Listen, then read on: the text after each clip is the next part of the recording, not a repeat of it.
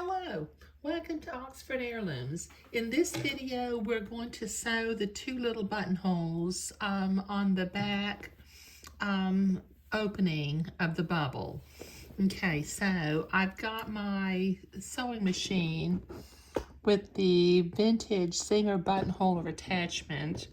I put my 3/8 inch cam or template in there. Let me click it to the back of the template. Okay, get the threads out. Okay, now I have temporarily taken the pin out of my placket, because I need to sew the buttonhole and I don't want the head of the pin to create bulk. Let me get up here where the blue dot is. Okay, now what I'm going to do is I'm going to drop my needle in the center of that blue dot. Then I'm going to pivot my fabric until it is parallel to the foot of the buttonholer. See, I've got a little bit of bulk right there. Let me see if I can't smooth that out. There we go.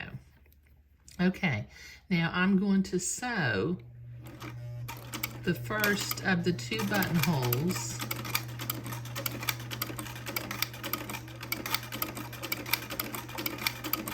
with the vintage Singer buttonholer attachment. You know, I think I've mentioned before that my newer sewing machine, because of the style of the buttonhole foot attachment, you have to put the small buttons in so that it knows what size to make the buttonholes. And with small buttons that you use on heirloom garments, at least in my situation, the buttons fall out and the buttonholes don't end up being identically the same size and shape. So, you know, I have been in the habit for many, many years of using this old Singer. It's an old Singer 347 sewing machine. It sews straight ahead and zigzag, but it doesn't have any fancy stitches.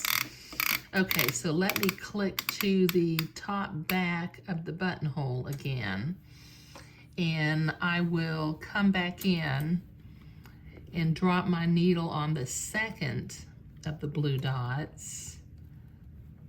It's kind of thick, it wants to catch on the smocking.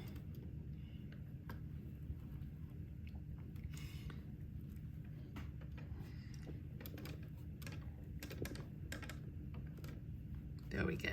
It just takes a little bit of maneuvering to get it in there.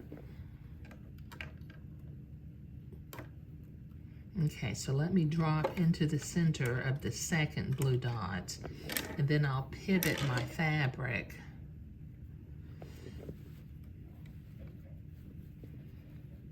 to where it's parallel with the presser foot.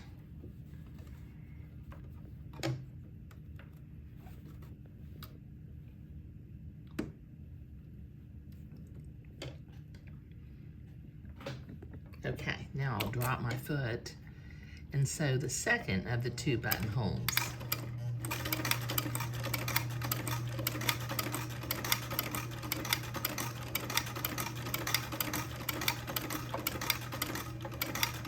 And I've measured this so that it leaves me just enough room to sew on the neckband a little bit later. But I like to do this before I put the neckband on, because I have discovered through the years that the buttonhole footage, the buttonholer works a little bit better if with as little bulk as possible around it.